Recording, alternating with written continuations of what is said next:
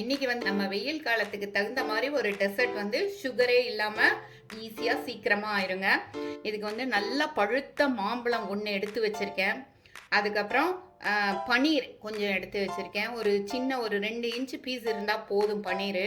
Cashews, பாதாம், honey, அப்புறம் dates, ஃபிக்கு இதெல்லாம் எடுத்து வச்சுருக்கேங்க. இதில் வந்து டெசர்ட் எப்படி ஸ்மூத்தியாகவும் சாப்பிட்லாம், நம்மளோட இஷ்டம்தான். டெசர்ட்டாகவும் சாப்பிட்லாம். எப்படி பண்ணுறதுன்னு நான் காமிக்கிறேங்க. ஃபஸ்ட்டு ஒரு மிக்சி ஜார் எடுத்துடலாங்க. அதில் வந்து கேஷ்யூஸும் பாதாமையும் போட்டுடலாம். போட்டுட்டு இதை வந்து ரொம்ப நைஸாக பண்ணாமல் வந்து நல்லா குறப்பாக அரைச்சி கொண்டு வந்தாச்சு. இதில் வந்து டேட்ஸ் போட்டுடலாங்க. நான் வந்து சின்ன சைஸாக இருக்குன்னு 2 போட்டிருக்கேன். 1 போட்டால் போதுங்க. அப்புறம் ஃபிக்கு பாருங்க, ஒரு ஃபிக்கை வந்து குட்டி குட்டியாக பிச்சு போட்டுடலாம். இதை வந்து மிக்சியில் போட்டு நல்லா ரன் பண்ணி கொண்டு வந்துடலாம். மிக்சியில் இந்த ஸ்டேட்டில் அரைச்சி கொண்டு வந்தாச்சு.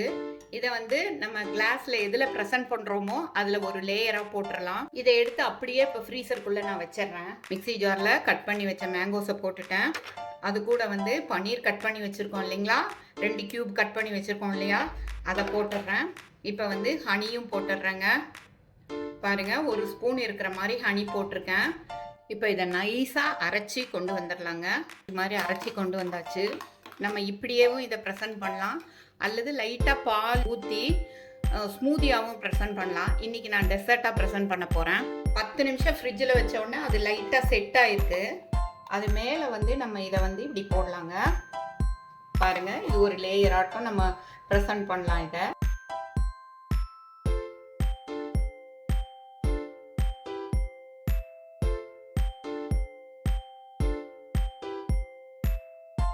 அந்த இதை வந்து கார்னிஷிங்க்கு இது மேலே வந்து அதை போட்டுடலாம். நம்ம பாதாமும் முந்திரியும் அரைச்சி வச்சுருக்கோம் இல்லைங்களா, அதை வந்து கார்னிஷ்காக போட்டுடலாங்க. நம்மளோட டெசர்ட் ரெடி.